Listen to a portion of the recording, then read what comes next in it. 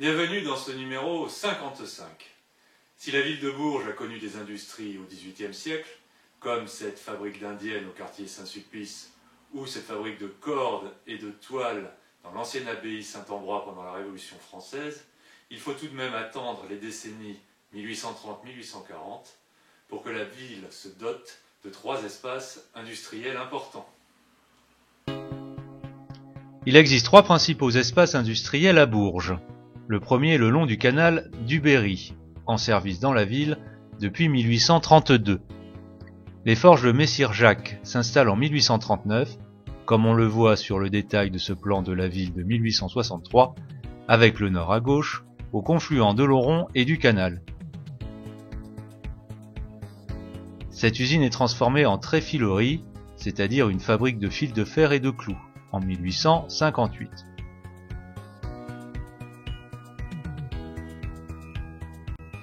En 1844 s'installe plus au sud une briqueterie-tuilerie dont il reste un bâtiment daté de 1846.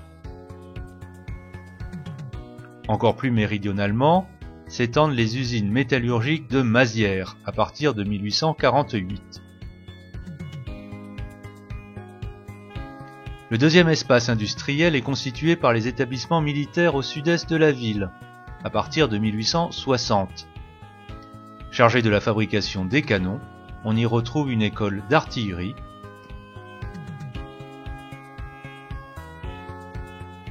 une fonderie, un arsenal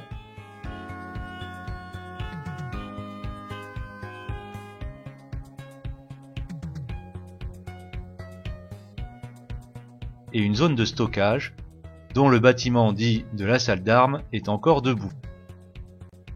Encore plus au sud, une école de pyrotechnie chargée d'étudier la balistique est toujours visible. Le troisième espace se situe le long de la rivière appelée Moulon. Les productions sont diverses, comme cette fabrique d'essieux et de roues, à partir de 1860, par Gilbert Labbé, ou bien l'usine Félix Chédin, qui fabrique des toiles cirées. L'armée y installe aussi son magasin central de l'habillement à partir de 1870.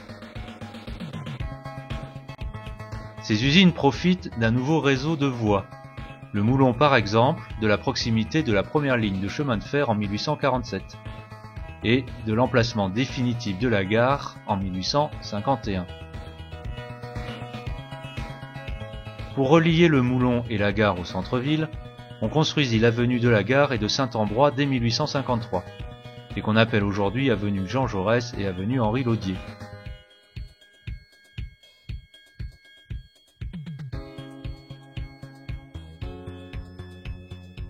La rue de Strasbourg relia les établissements militaires au centre-ville. Et la place Villeneuve, cours Anatole France, le boulevard du Progrès, boulevard Georges Clemenceau, et le boulevard de la République furent aménagés ou construits pour relier les établissements militaires à la gare.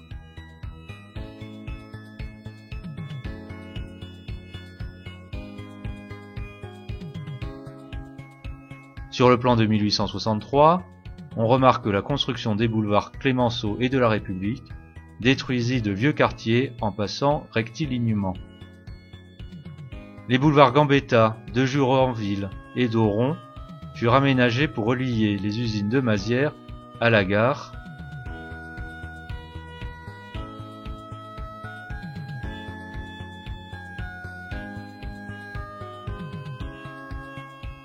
via la rue Barbès.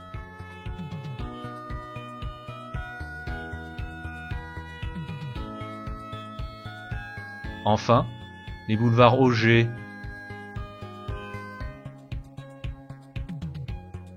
de l'Arsenal et de l'Industrie reliaient les établissements militaires aux usines Mazières.